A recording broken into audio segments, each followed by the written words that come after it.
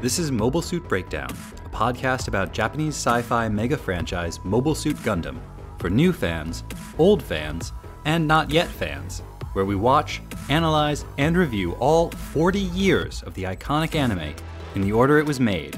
We research its influences, examine its themes, and discuss how each piece of the Gundam canon fits within the changing context in Japan and the world, from 1979 to today.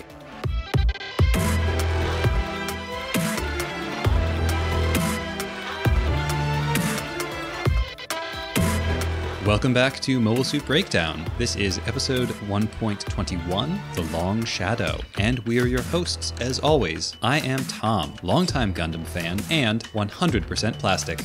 And I'm Nina, anime fan, and ready for some new mobile suits already.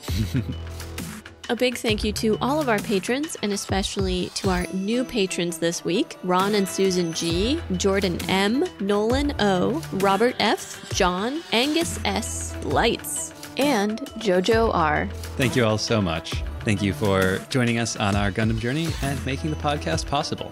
We'd also like to thank Mark R. and Stephen B. for emailing us this past week with some interesting Gundam stuff and some words of encouragement that we really appreciated. And thank you to @MahoSuitGuy on Twitter for letting us know how much you're enjoying the podcast. And thank you to @DGGunpla on Twitter for letting us know that you've been enjoying the podcast so much that it's made you nostalgic for First Gundam and you've gone back to start watching it again. That's awesome.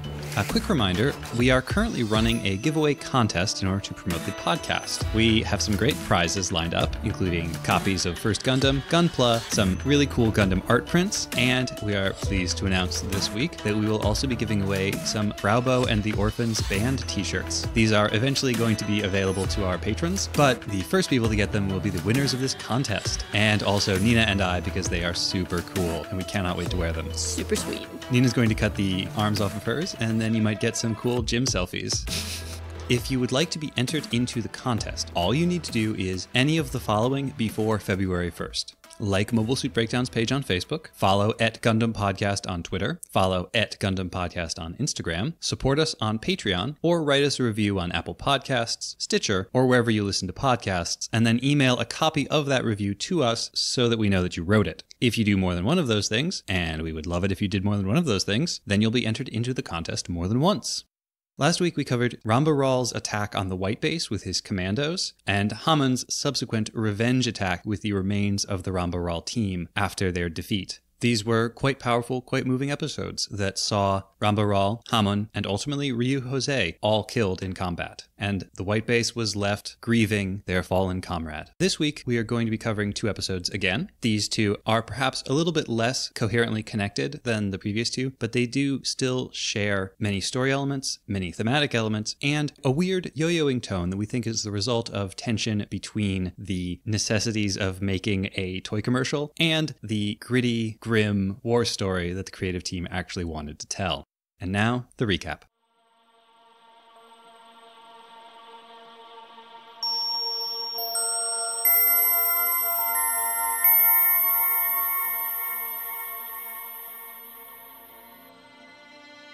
While the White Base waits for word of Odessa Day, they scour the area, destroying every Zeon mine they find.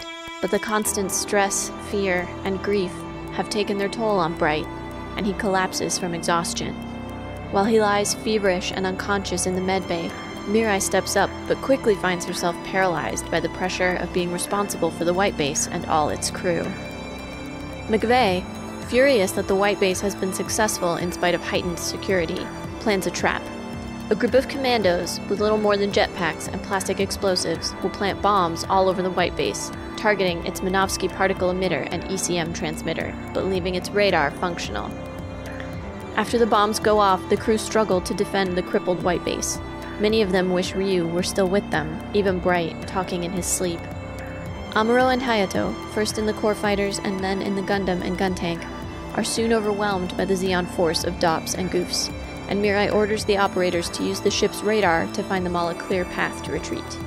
This path leads them directly into the range of Zeon's mega particle cannon, which emerges from below the sand and blasts a hole straight through the body of the White Base.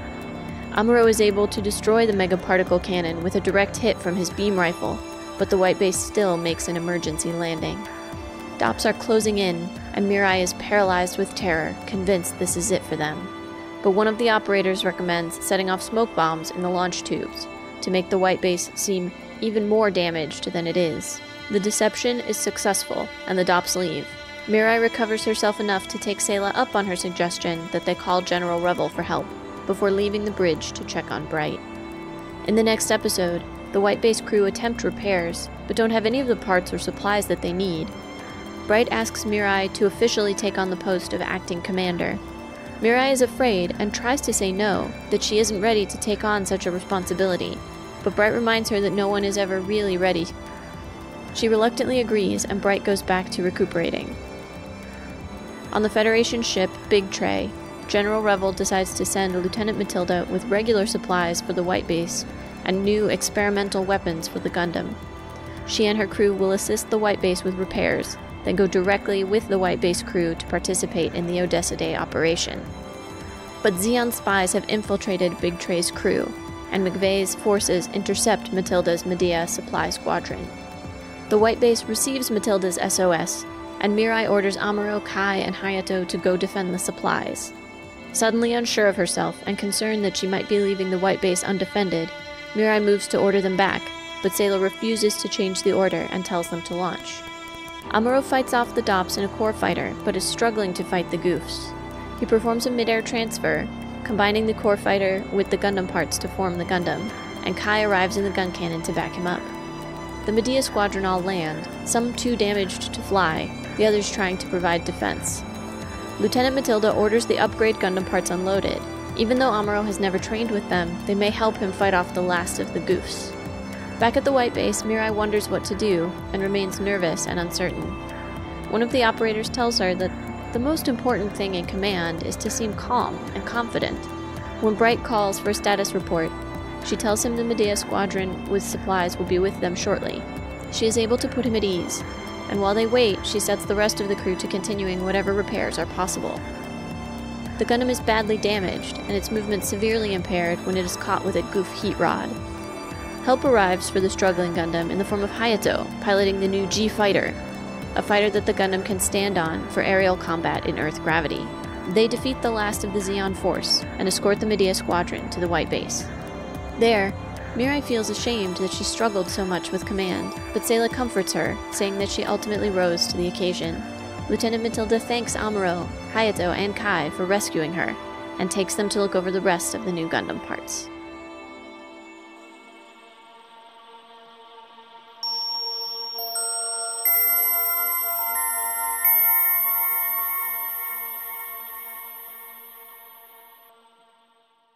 We are covering 2 episodes this week, again. We are covering The Trap of Mcveigh and Matilda's Rescue. Interesting. One of the English translations of that first title that I saw was Toward Mcveigh's Trap. So apparently there's 2 different translations used for that. Yeah. Toward is probably the more literal one. And so it's probably the one that got used in fan subs and in the Southeast Asian English releases. Got it. That's usually how those work out. We have a couple of scenes that really feel like comic relief. Definitely.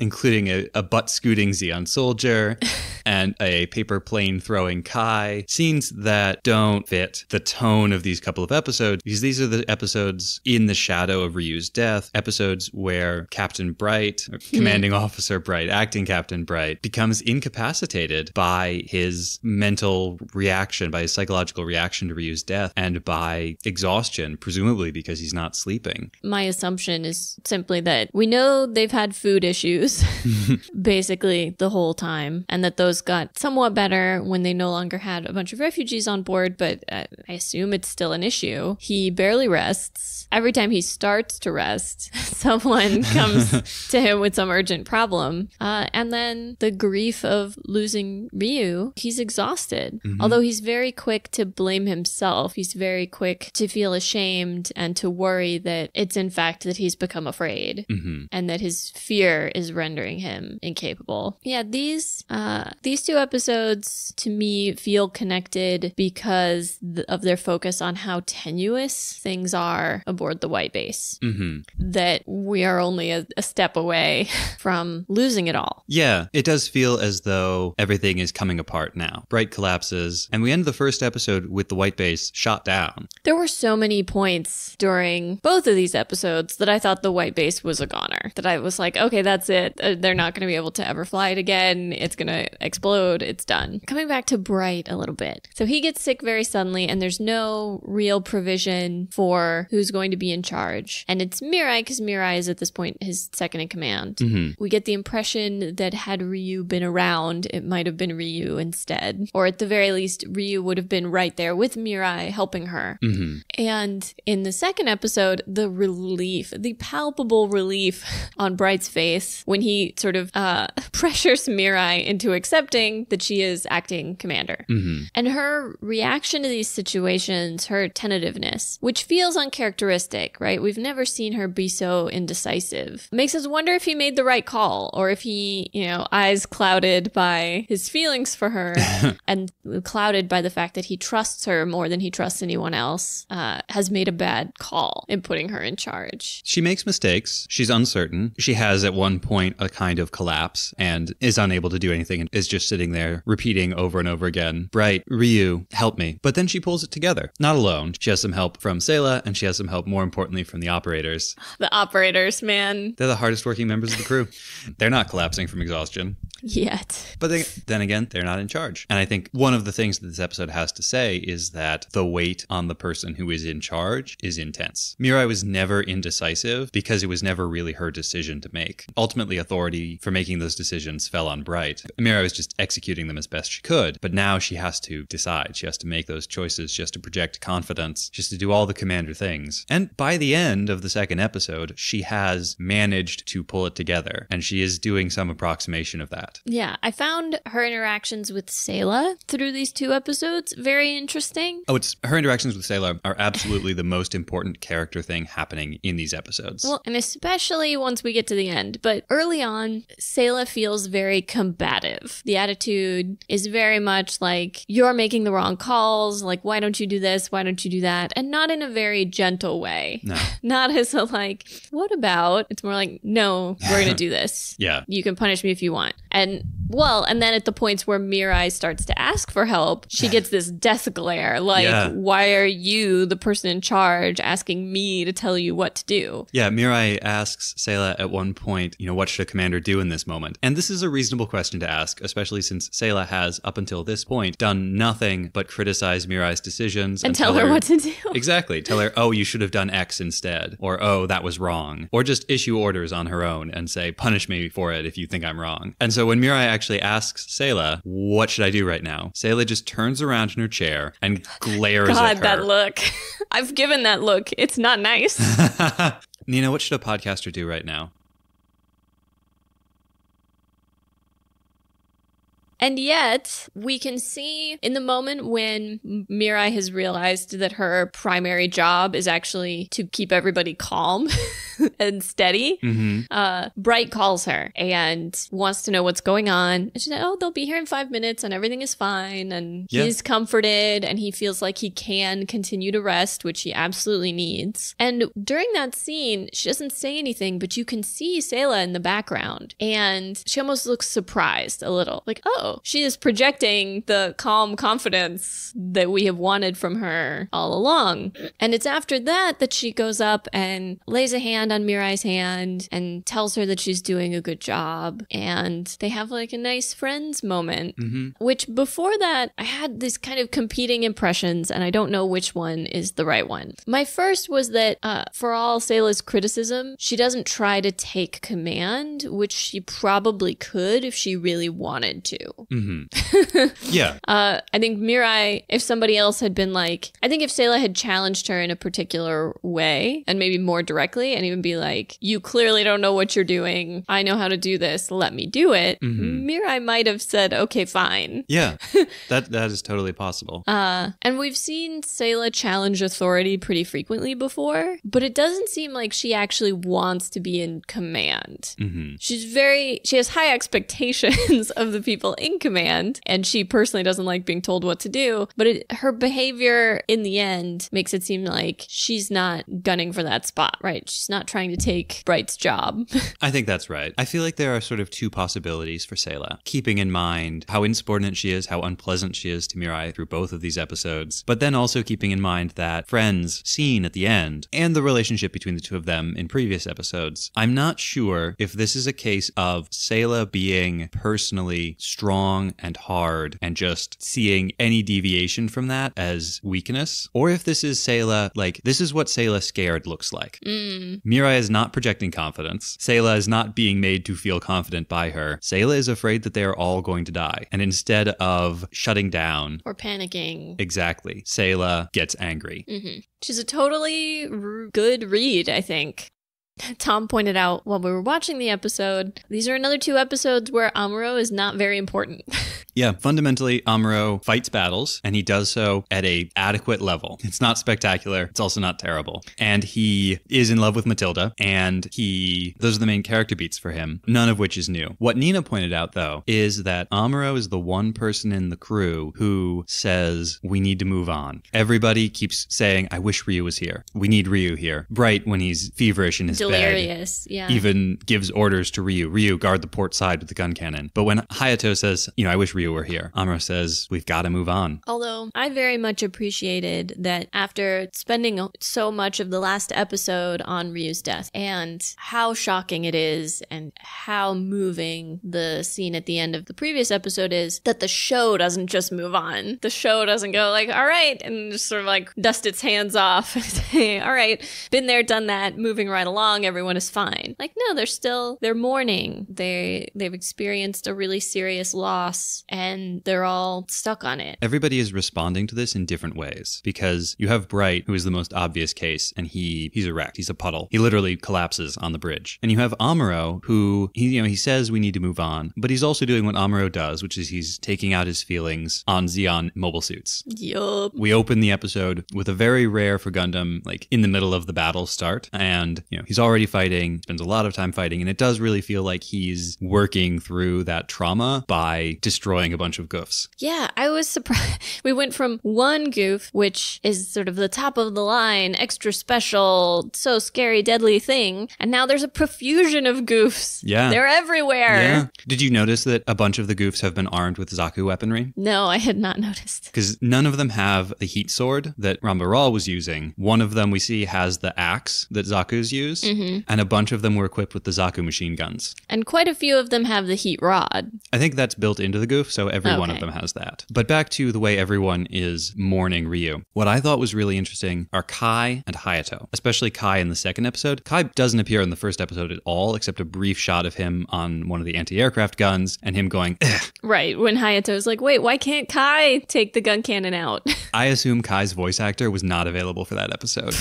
But in the second episode, Kai really reverts quite a bit to his old sort of attitude. And I don't know if that's because he's kind of the comic relief guy and either the creative team or the sponsors felt like the show had gotten too dark and it needed to lighten it up a little bit. And so some Kai snark was the solution to that. Or if that's how he's mourning. He's taken kind of a step back in his emotional development, which is not an uncommon thing for people when they're mourning. I think we could also, in the same way that perhaps Sayla's reaction to being afraid is to be angry, Kai's reaction to being afraid might be to goof off and be snarky. Yeah. Because we saw it more from him when he was new to the group, when they had just left Side 7, when things were far more dangerous and new. And then it dissipated somewhat. And now, with the white base essentially incapacitated, Hayatou gets on his case, like, people are going to accuse you of being weak or cowardly again. But what is there to do? They don't have any materials. They don't have any of what they need to fix the white base. is. Yeah. And his behavior later in the episode is very different. When he gets sent out in the gun cannon in the second episode, he's very gung-ho.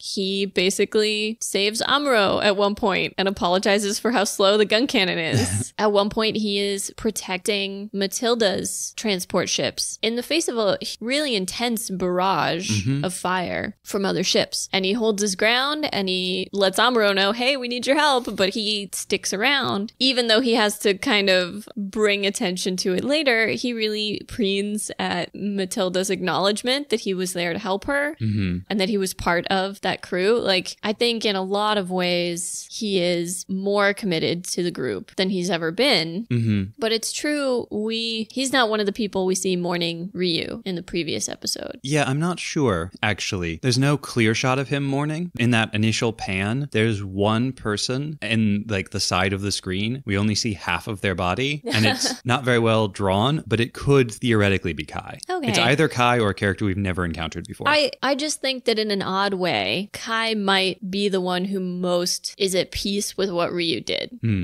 It's possible. I thought your observation that he's acting more like he did when he first joined the crew was very interesting, because by the time Kai shows up in the show, they're already on the white base. We don't see his family. We don't see his loved ones the way we do for Hayatou. But we can presume that, like Hayatou, Kai had a family on Side 7, and now he doesn't. So in those first few episodes, he was in that keenest period of mourning, and now he is again. And so it's natural that his behavior now would be similar to what it was originally. I also mentioned that I thought Hayatou's reaction to Ryu's death was very interesting, because as I mentioned in our last episode, Hayatou doesn't like Amuro. Hayatou and Amuro have never really gotten along. There's been no indication that they were really friends until these two episodes. Suddenly they're fighting so well together. Well, and they're working on maintenance together. They're showing up in a lot of scenes together. And yeah, they're fighting well together, even to the degree that at the end, when the power-up mecha appears, it's a fighter that Hayatou pilots and Amuro rides on top of. Very similar to the way the gun tank is operated, with one person driving and one person shooting.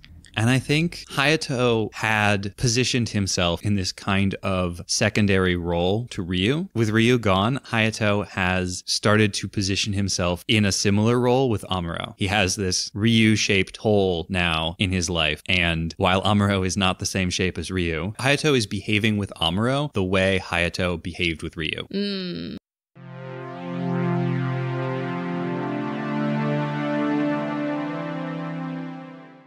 We see a reappearance of Manuel. The ABCs of commands. Which in Japanese, he actually says, A-B-shi. Yeah. I don't think they translate it that way. I think they... He just says it's like the basics of command. But he does say it's just like command no A-B-shi.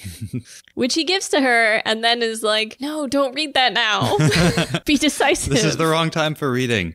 I thought that was great. We've talked a bunch of times about how Mirai's physical characterization is very distinct. They do a great job of showing her emotions through her body language. And in the scene when she's reading the manual, her shoulders are like visibly clenched. You can tell how anxious she is just from her posture there. I just realized that Bright's lines to her when she first refuses to be acting commander, and she says that she can't do it or that she's not ready. He's like, no one ever can. No one ever is. Echoes Amuro's line from the previous episode where I forget what maneuver they're planning on doing, but it's something they've never done before. They've only they're launching the Gundam pieces from the catapult. And the person's like, I've only ever read the manual. I've never done this before. And Amuro's like, that's just how it works here. And I think this strongly echoed that idea. Like, here's a manual, but you're just going to have to do it. Yep. You're just going to have to try because that's the situation we're in. There's no time to be ready. There's no time to learn.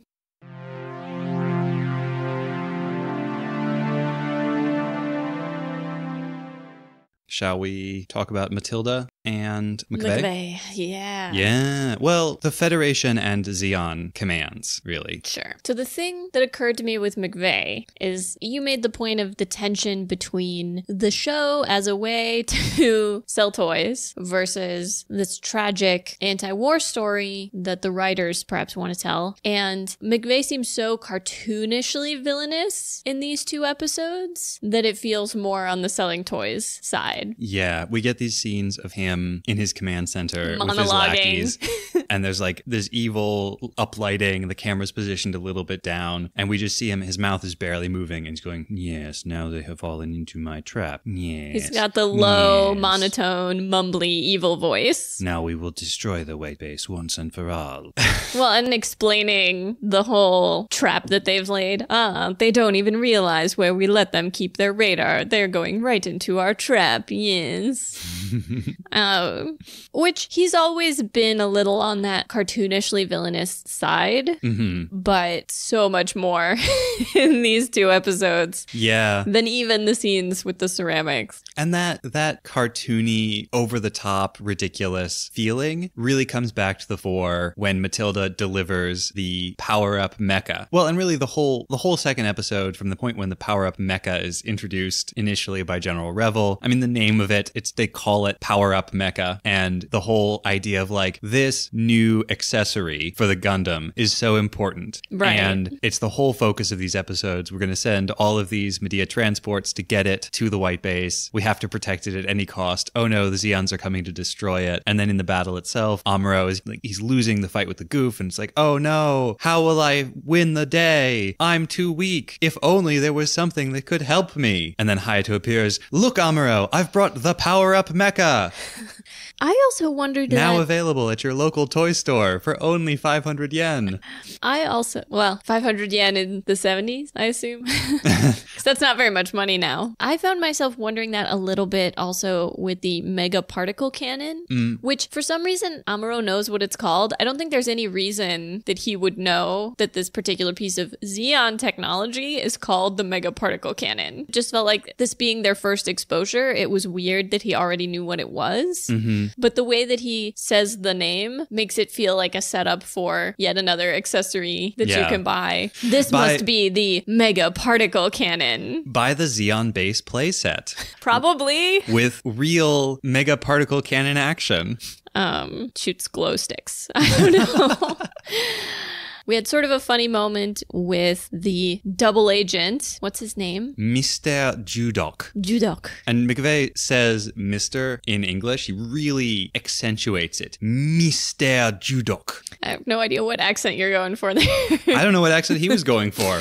But there's this moment where Mcveigh says to Judok, careful, your Federation collar is showing. Now, I think it's clear this is meant to hint at the fact that Judok is a double agent. We then see him in the background of the scene with the Federation officers. Although that is the next episode. Yes. So it takes a while before that's confirmed. However, it's not animated in a way that there is actually another collar showing.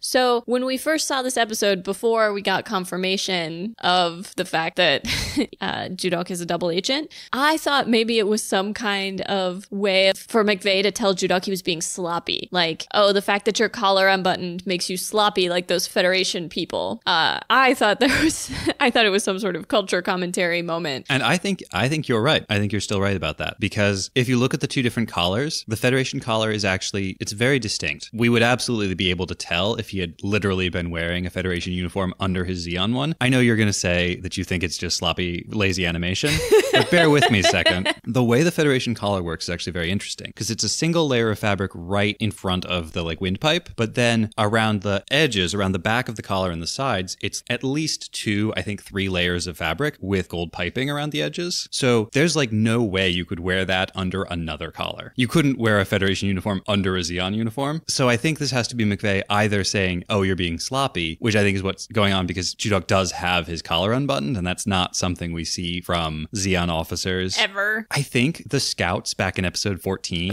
the guys at the forward base, I think some of them did it. Well, they were in the jungle and... Yeah. Nobody working from Mcveigh ever does this. So I do think that is meant to be like, oh, you're sloppy like those Federation commoners. And I might also just be Mcveigh messing with Judok a little bit.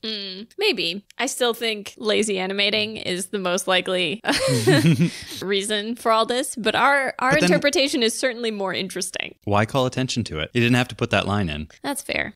I thought some of the changes to the animation in these episodes also felt like they ran counter to each other. On the one hand, I noticed a lot of sort of grittier, more detailed shading on many of the ships. However, we also noticed that in scenes where there are multiple DOPs, they're all exactly the same DOP. They are identical. Yeah. They're just slightly different sizes to make it look like they're different distances away. This is especially noticeable in the scene when the three goofs being carried on planes called Dodais, and then they have a fleet of DOPs accompanying them. And it's just copy-paste. It's the same goof 3 times. It's the same DOP 20 times. And you can tell it's the same goof because all 3 of them have the little horn on the head. And those horns on both goofs and Zaku indicate that that is a commander unit. So there would not have been 3 commander units in the same squadron. Yeah. Everyone's in command. And that takes us to some technology, which I do want to note here. Besides the power-up mecha, and I don't think we have seen the extent of the power-up mecha, because there's the G-Fighter. It's like a fighter plane with battleship cannons on its back and tank treads, because just put everything in there. It's a chimera. But Matilda also references, I think she says something about like the G-parts or G-armor, and there's definitely some other fun Gundam accessories that are going to be introduced soon. You gotta admit, it's been a while since they introduced some new toys. Obviously, if you already have your Gundam, they need you to now buy your G Gundam and your bonus armor and your special new weapons. And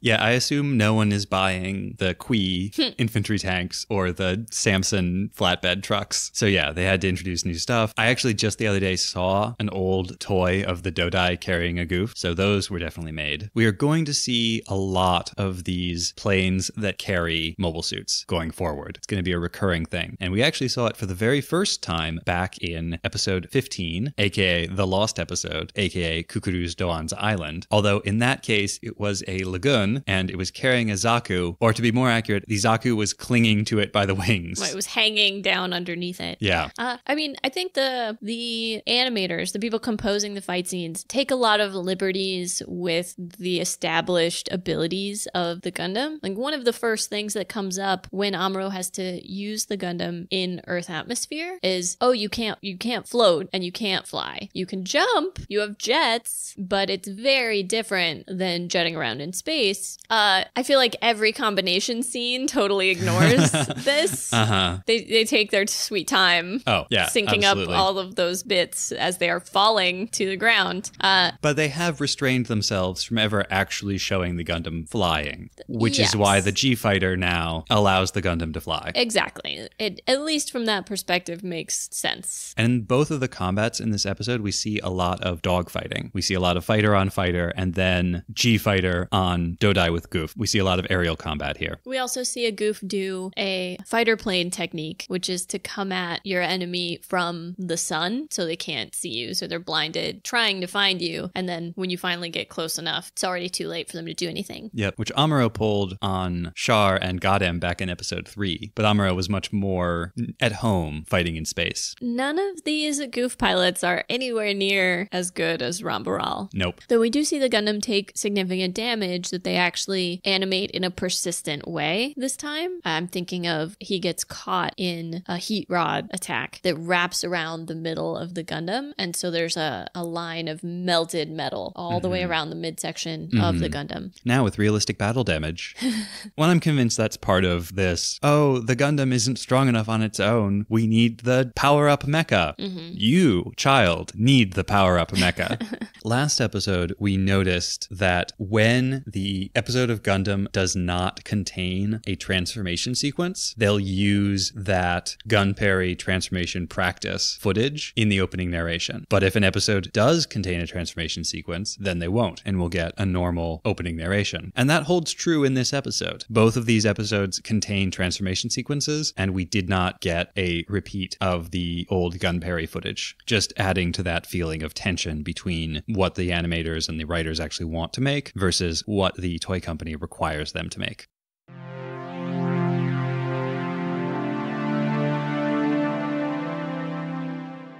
So I'm not sure if I'm remembering correctly or not, but I was pretty sure in this second episode that Matilda's voice is much deeper than it was before. It is noticeably deep. I don't remember noticing how deep her voice was in her previous appearances. I did look this up, and there has not, in fact, been a voice actor change. It is the same voice actor. It may just be that she changed up her performance a little bit. But in looking up the voice actor to confirm that it was the same woman, I was reminded of a fun little bit of trivia, which is that in a very small amount of time after the recording of these episodes, she is going to marry Char's voice actor. Oh, wow. Mm-hmm. Neat. So I have no idea if this was an influence or not, but it's sort of hard to imagine it wasn't.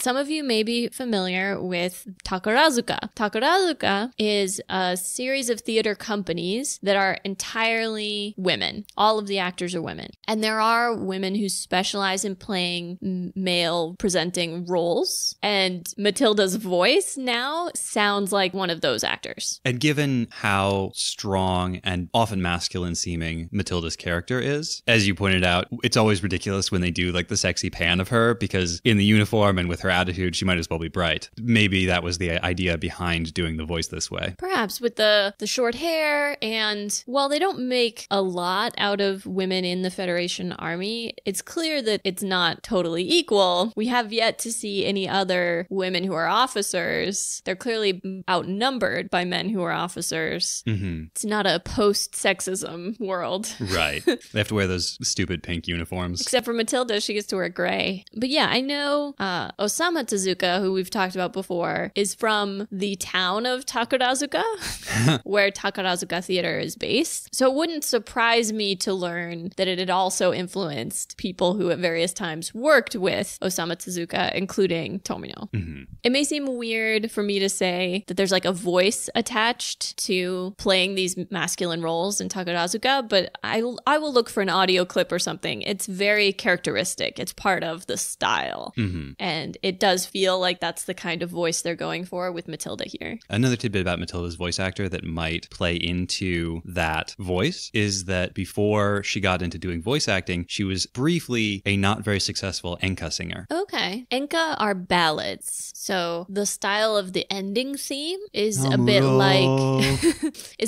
an enka ballad. Mm-hmm. We'll try to find some good audio of that as well.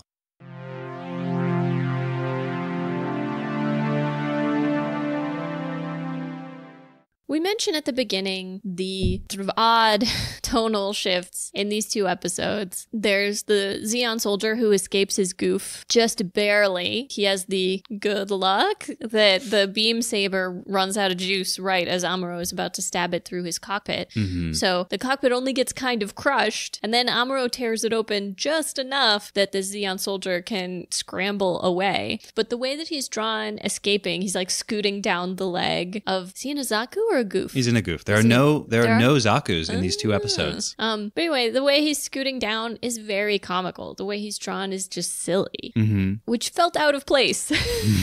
Yeah, I think when he actually like hits the ground, there might even be a moment where his like eyeballs jump above his skull. The way very Looney Tunes. Exactly. So that doesn't fit. There's also the bathing scene. Right. So for those of you who aren't as familiar with Japanese culture, group bathing is very common. There are a lot of bathhouses in Japan. I've been to one. It's super nice. Small children, like the orphans, would probably be with women unless maybe like their dad brought them. But usually they would be bathing together. And if you go further back in history, bathhouses didn't even necessarily have separated sides by gender.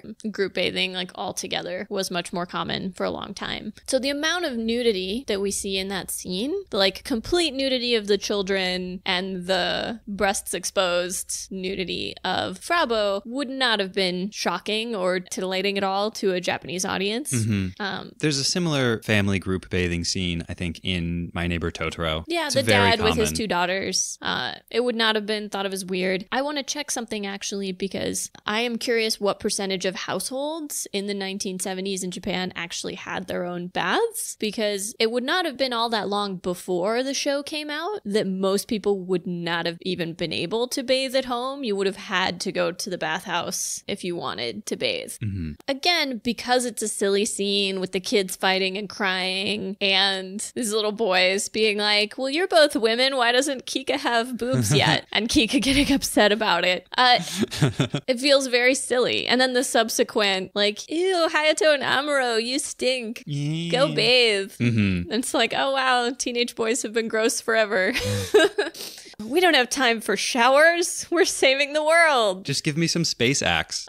Future axe. So again, it felt kind of out of place in the episode as a whole. Because unlike the scene with Kika and Mirai and Amuro previously, that felt like it was showing us how Amuro was fitting into and attaching to the crew. This doesn't really do that. This is Fra taking care of the orphans again, which we've seen many times and don't really need reestablished. We don't learn anything new about that relationship. So yeah, I don't really know why that's there, except maybe to lighten the mood a little. Yeah, things have been pretty dark for a while now. So yeah, lighten the mood. Bring a little levity in with some orphan antics. Yep. I'm a little worried because it seems like there's some tension within the orphans. Oh no. And I'm concerned that Frau Bo and the orphans might break up. That would be terrible. Or alternatively, write their best album ever. And then break up.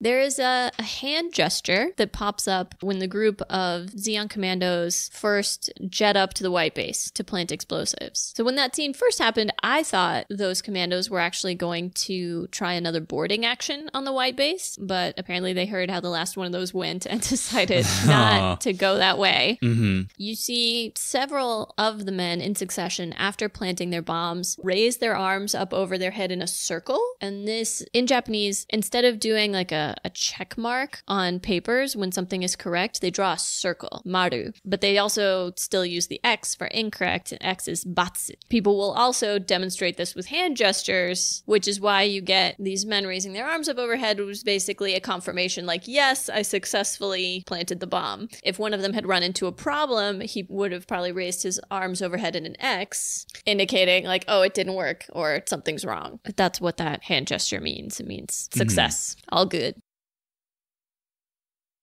Ooh, I want to know, after all of your studying of Japanese sword fighting techniques, do you know the name for... Amuro does this very dramatic slash at one point that I'm pretty sure is a traditional sword fighting slash from the sort of like juncture of the neck and shoulder diagonally through the body. And I'm wondering what that's called. That is kesa giri, diagonal downward cut. Kesa is a kind of sash that is worn diagonally across the chest by Buddhists. So to cut along the line of that sash down the chest is kesagiri.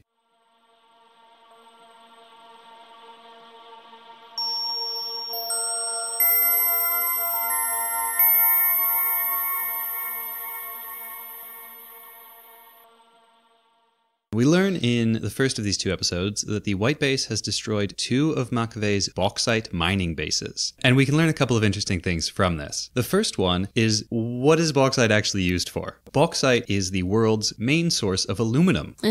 Yeah, which of course is very important for a war effort like Zeon's or any space age manufacturing. But the other thing about bauxite is that it is also the main source for the rare element gallium. And gallium is essential for advanced electronics, including microwave circuits, infrared circuits, LEDs, lasers. It's also used in semiconductors, very high quality mirrors, and in the manufacture of nuclear weapons. Which, of course, they're not allowed to do and definitely are not making. Of course not. It's also used in wax for skis and in some practical jokes.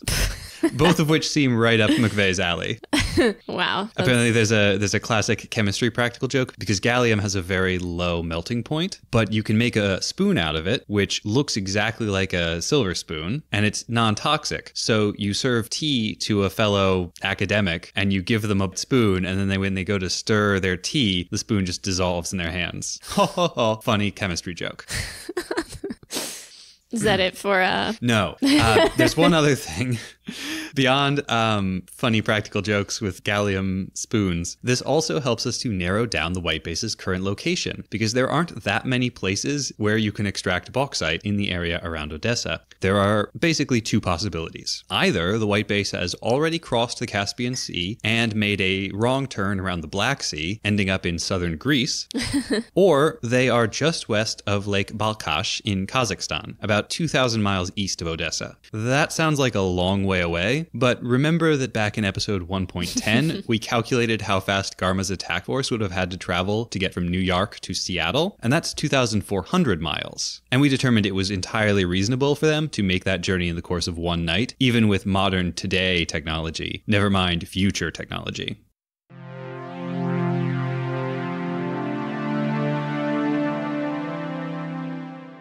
Japanese bathing culture has its origins in Buddhist temples of India and spread through China and to Japan during the 700s CE. Initially, these were steam baths in temples and used only by priests, but by the mid-1200s, the first commercial bathhouses, or sento, were operating, not to be confused with onsen, which use water from natural hot springs. The first sento were all mixed-sex facilities for hundreds of years. It wasn't until during the Tokugawa shogunate, from the early 1600s to the late 1800s, that the government first tried to require sex segregation in public baths for moral reasons. There were oftentimes bath attendants in the bath facilities who could fetch and carry things for you, help anyone who felt sick because of the heat, scrub your back, etc. Some of these female bath attendants would also, after hours, work as sex workers.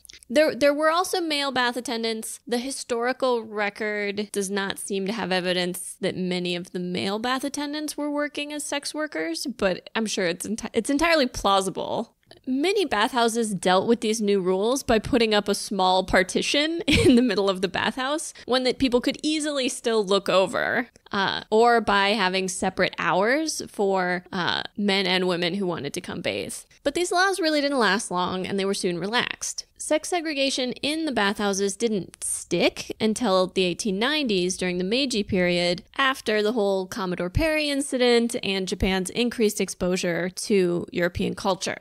The Meiji period was a time when Japan's government was looking to westernize in a lot of ways, and so there were some laws and cultural shifts made to push the Japanese people to behave in ways that were more acceptable to the West, which obviously Europeans would have been scandalized by mixed sex bathing. Although, that you said that happened in around the 1890s. 90s, yes. In the US, there was not a general acceptance that bathing was necessary until around the 1880s. Of relevance to the bathing scene in this episode, even once they imposed sex segregation in bathing facilities, young children were allowed on either side of the bathhouse. At the time, the age cutoff was 8. Now it's strongly variable depending on where you are. In different cities, there are different conventions. In some places, the age cutoff is as young as 5. In other places, the age cutoff is as old as 12. But there is a general feeling that if you're a young child, you can go on either side of the bath and it's not a problem, in the company of whatever adult it is who's bringing you. The real heyday for bathhouses was actually the post-war period, from the 50s through the early 1970s. Because of how many homes and facilities had been destroyed, and because of the post-war building boom, there was an interest in making as much housing as quickly as possible, which meant that individual units were not necessarily equipped with the most modern and up-to-date plumbing facilities. It made more sense to build communal bathing facilities than to include them in each home. And many Japanese residential buildings built at this time, especially public housing at either the national or city level, just didn't have showers or baths at all. Yeah, that was really not common until the construction that was happening in the late 70s and early 80s, and that it was that later construction boom that included more and more bathing facilities in private homes. But the first post-war construction boom did not have that. bathhouses were popular for a whole slew of reasons. In the earliest days, most people would not have been able to take a warm bath. It just would not have been a thing that was available to you if you were a common person. But a public bathing facility where you pay a small fee and the water is being heated for use by many, many people rather than just one household worth was much more cost effective and sort of opened up bathing to more types of people. In the Edo period, baths in private homes were actually forbidden due to the fire hazard. And as we mentioned, plumbed-in hot water and even plumbing period was rare in private homes until much later than we might think based on its ubiquity now. Even in the United States, I found a statistic that in 1940, almost half of homes did not have what we would consider complete plumbing. They were missing either hot water, a bath or shower, or a flush toilet, or some combination of those three. Well, as late as 1954, the American plumbing industry was confidently projecting that the day was not far off when a bathroom with a bathtub and a shower would be necessary in every home. 1954. I'm a big fan of another show called Call the Midwife, which takes place in the 50s and 60s in London. And one of the things that comes up over and over again, because the show takes place in a sort of poorer neighborhood, a lot of people are in public housing and, you know, the water for your bath is heated in a kettle on the stove. The toilet is down the hall and shared by everyone on your floor. Like... The whole idea of plumbed facilities for private homes and individual apartment units is much more recent than we might think. In Europe, a lot of that is because of the residential buildings that were destroyed during the war. And so when they were being rebuilt, they were built according to more modern standards. And you might then have a shower installed in your home or in your unit.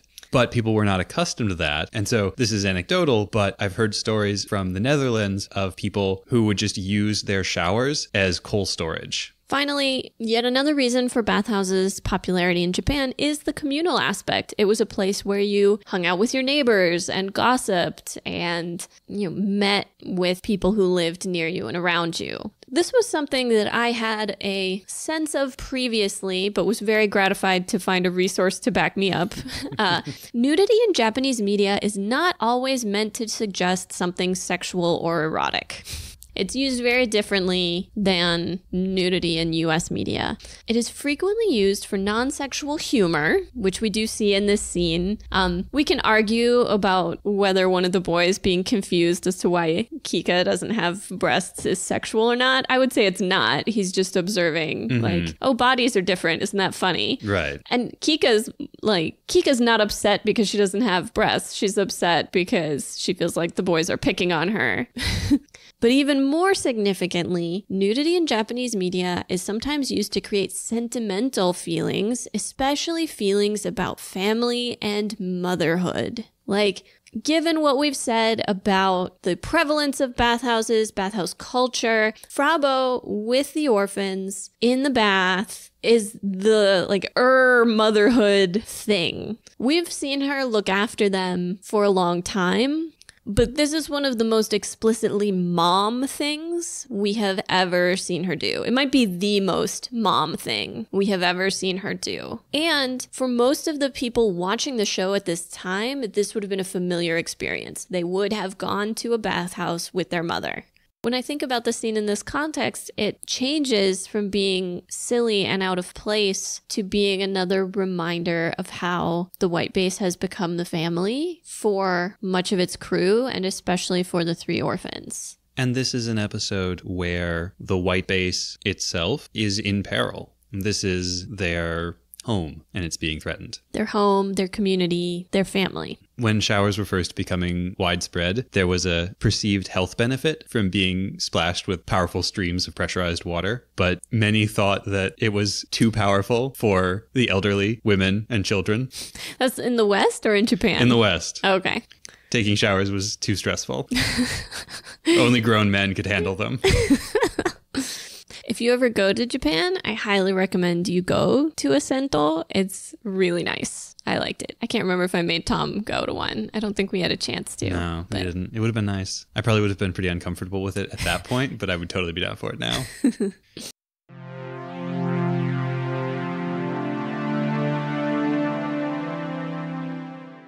I mentioned the conspicuous absence of Kai in the first episode, an absence that the show even feels the need to comment on by having Hayatou mention something about, why isn't Kai here? And then we get a cut to Kai going, yeah, while he shoots one of the guns. What is probably just like stock audio, or could have even been somebody else doing their best Kai impression. So this made me think that Kai's voice actor must have been unavailable this week. I looked into it, and I think I was right about that. So Kai's voice actor is Furukawa Toshio, who is great. Besides playing Kai, he also played Piccolo in Dragon Ball Z, among other roles. He collects gun cannon models and Piccolo figures. He names his dogs after characters he's played, and he's in a band with the voice actors for Amuro, Bright, and Commander Joaquin. Anyway, episode 22, The Trap of Mcveigh, aired on September 1st, 1979. At that point, Furukawa was working on 2 other anime. The mecha adventure Mirai Robo Daltanius, where he played the main character, and then also Entaku no Kishi Monogatari Moeru Aasa, or in English, Story of the Knights of the Round Table, Blazing Arthur, where he played Sir Pellinor. Presumably, his schedule was absolutely packed at this point, and Gundam got him when they could get him. An interesting side note, Han Keiko, the voice actor who played Iselina Eschenbach and is going to come back for an important role later in the series, played the female leads in both Mirai Robo Daltanius and Blazing Arthur.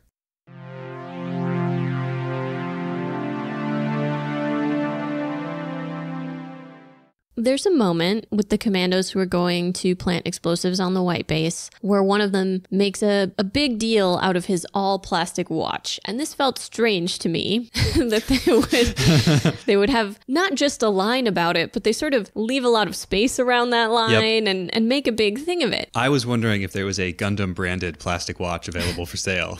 Not to my knowledge, but the first ever watch with a plastic movement, which is also called the works of a watch, it's the gear mechanism in mechanical watches, was the Idea 2001 by Tissot, released in 1971. In addition to being almost entirely plastic, there is a synthetic ruby for the impulse pin and the metal mainspring barrel and winding mechanism, but the movement is simpler, only 52 pieces compared to the at the time standard of 92 pieces for Swiss watches. This watch was made to be inexpensive, almost disposable. The idea was if it stopped working, you wouldn't bother to get it fixed. You would just trash it and buy a new one. That was part of the marketing campaign for it, right? Yes, it was. So why didn't they catch on? Because at the time, mechanical watches were fast becoming considered obsolete. The Swiss watchmaking industry spent most of the 70s in what one source describes as a tailspin, mainly due to the revolutionary new quartz watch technology and competition from Japan. Seiko, the Japanese watchmaker, released the first ever commercially available quartz watch, the 35 SQ Astron, in 1969. It was the world's most accurate wristwatch at the time. So this line feels a little bit like them taking a dig at the Swiss watchmaking industry. It's like, oh, your silly innovation that nobody cares about is this all plastic watch. I had also wondered if it was a reference to Swatch, but Swatch really didn't become a thing until the early 80s. Swatch would have been after this show. For those of you who don't remember Swatches, they were also thin, inexpensive, typically plastic casing watches in bright colors. They were made to be more like an inexpensive fashion accessory than a prestige timepiece. So yeah, maybe they just felt like taking a dig at Switzerland. I don't know. I'm glad you brought this up because we didn't get a chance to talk about it, but there's that great moment in that scene, probably my favorite moment in either of these 2 episodes, where one of the commandos starts sweating underneath his helmet and he goes to wipe the sweat off his face and he just smacks his hand into his helmet face shield. I loved that. And he kind of makes a face like, oh, duh. It's another one of those great moments we get sometimes in this show where they really have thought about what it would actually be like to live in this world with this technology, to actually wear that helmet. I think the attention to those details and the focus on certain physical sensations and bringing to life physical sensations and physical realities is part of what makes the show so impactful when it's impactful and when we're feeling those emotions. A lot of it is because we've been made to think about what it would physically feel like to be there. Yeah. The sweat, the lights, the fear, the whatever it is. Right. Those bugs. Yeah. I thought of the bugs too. And the heat. Like the minute you see the bugs in the jungle, you think heat. Well, and when Bright gets off of his shift and he immediately unbuttons his collar, and we've all worn uncomfortable shirts for too long. Yeah. The future is not different. It's just future.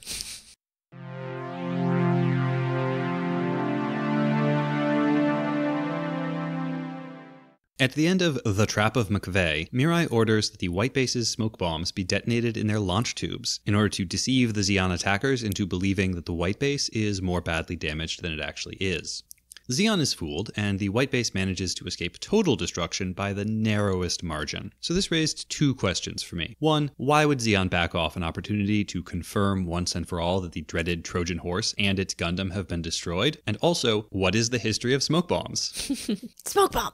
So it should come as no surprise that tactical smoke screens have been used in battle for centuries. It's impossible to say when this started, but we do know that the Dutch used one as early as 1622 when they created a smoke screen by firing a barrel of damp gunpowder into the wind.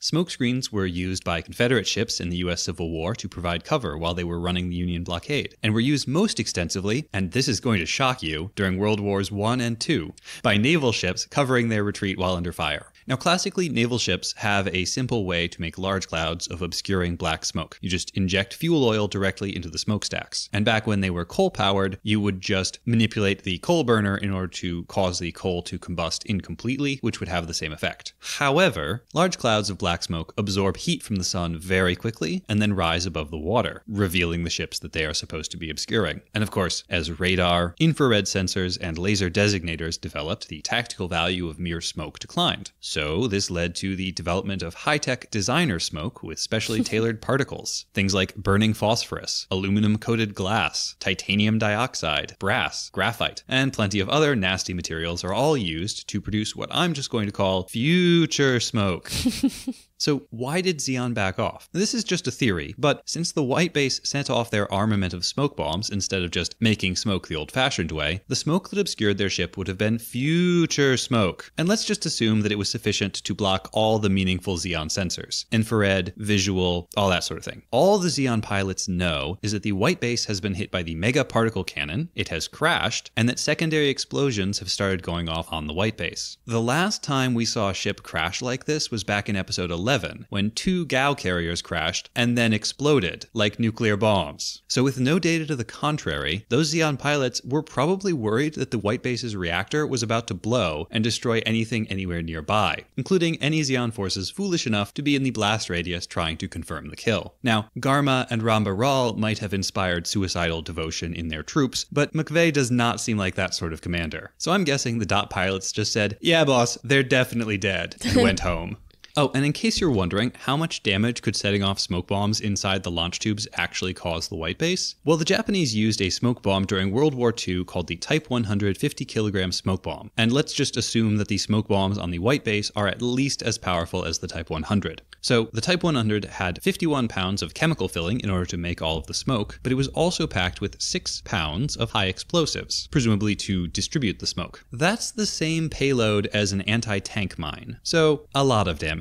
It's a very brief portion of the episode, but they do make the point that the explosives used on the White Base to disable some of its sensors are plastic explosives. So we looked up a little information about plastic explosives. Some of you may already know this, but the very first plastic explosive was invented by Alfred Nobel in 1875. I have heard that name before. Nobel Prize fame. Plastic explosives are particularly well suited for demolitions and used quite a lot by engineers, including combat engineers, because you can shape the charge into whatever shape is best suited to what you're trying to demolish. So for sabotage, if you're trying to destroy just the Minovsky particle emitters and electronic countermeasures, yes, you could theoretically shape the charge so that it would punch through the outer shielding and just damage a specific area rather than a more widespread destruction. Right, in order to leave their radar intact. Indeed. For some nefarious purpose. Plastic explosives were used to destroy concrete fortifications during D-Day, for instance. It was used to sabotage German installations and railways in occupied Europe. It was also used in some anti-tank shells, but because its most ideal use involves careful shaping and placement, it's more of a sabotage kind of explosive than a grenade or a mortar where you fire it off and hope for the best. Also, apparently, one simple and commonly used during World War II plastic explosive, Nobel's 808, often called Explosive 808 in the British Armed Forces, looks like green plasticine and smells like almonds. Delicious. Learn something new every day.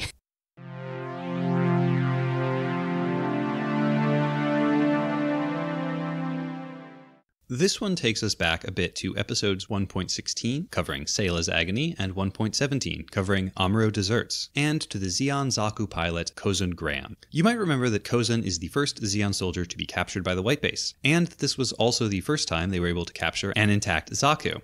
Amuro was then able to use that captured Zaku to gather technical information and create simulations that helped him defeat Rambaral's goof, but Kozun was killed during his attempted escape from captivity aboard the White Base.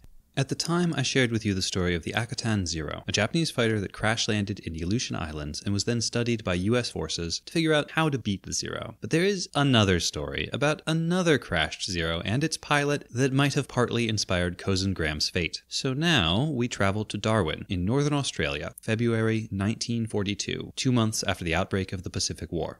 Darwin was a small town before the war, with a population smaller than 6,000. By February 1942, all but 2,000 had been evacuated, and the town has become a major shipping hub for supplies, bound for the Allied forces defending Southeast Asia. But now it is the morning of February 19th. Thailand has allied with the Japanese. Hong Kong has fallen. Singapore has fallen. Timor has fallen. Manila has fallen. New Guinea, the Solomon Islands, Burma, the Philippines are falling. Darwin's harbor is full of Allied ships, but they are poorly defended. Only a handful of inexperienced anti-aircraft gun crews who have not been able to train because there is not enough ammunition, a squadron flying trainer planes pressed into service as fighters, and a squadron of rookie U.S. pilots flying P-40 Warhawks, only here because they are transferring through Darwin on their way to the impending Battle of Java. And then the Japanese came to Darwin. The first carrier air fleet, the same force that had attacked Pearl Harbor months ago, launched 188 attack planes, 36 Zero fighters, and 152 bombers to raid Darwin. Commanding them was Fuchida Mitsuo, the same man who had commanded the first wave at Pearl Harbor.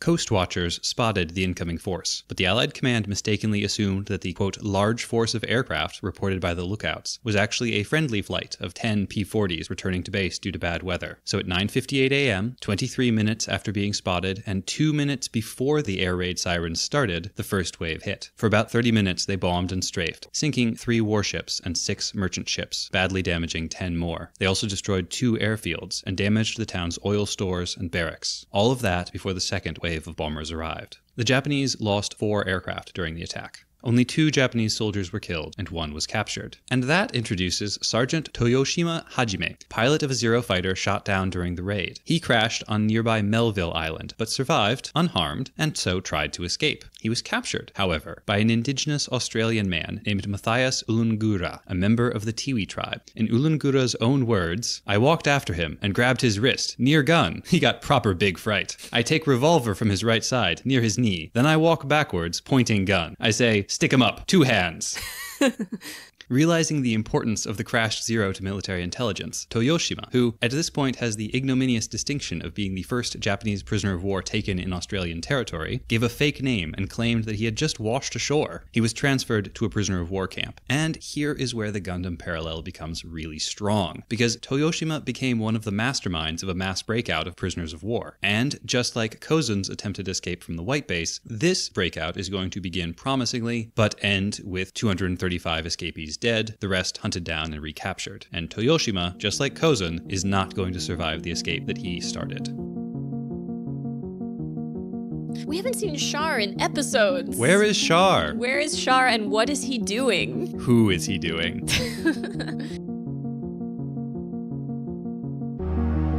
Next time on episode 1.22, because of people like you. Amuro gets cheeky. Remember Polaroids? Someone elegant. Advanced teamwork. a working mother with 3 kids. Who is narrating this thing? A G-fighter, G-armor, G-whatever. And Odessa Day. Will you be able to survive?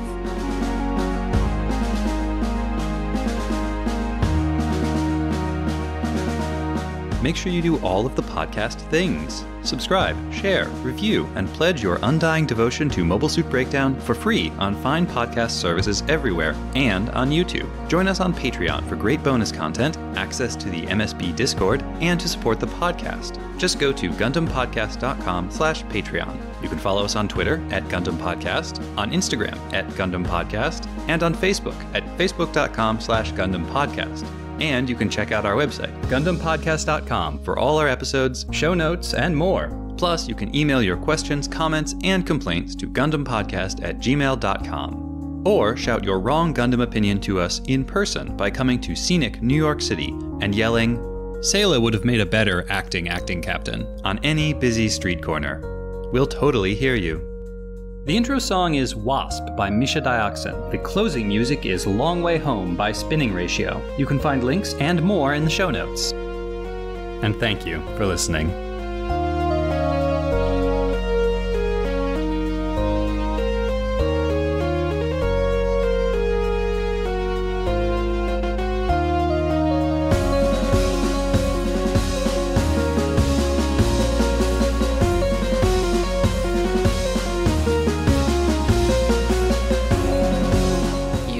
Ice cream. You need ice cream. Your life is meaningless without ice cream.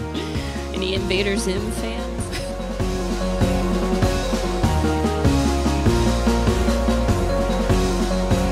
But I don't think he gets mentioned in the second one at all. He does at least once, because I have a note about it. Okay. Do you remember who and when? No. We would have to check. What does your note say? It just says, mention Ryu again.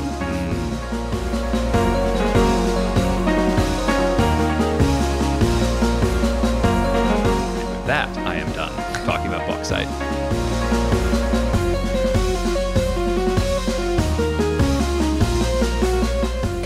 There you go.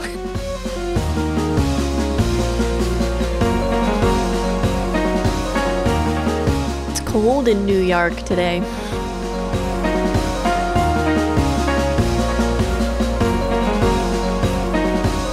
For weird Shinto reasons, male-female sex is considered more... polluting? Yeah, more polluting.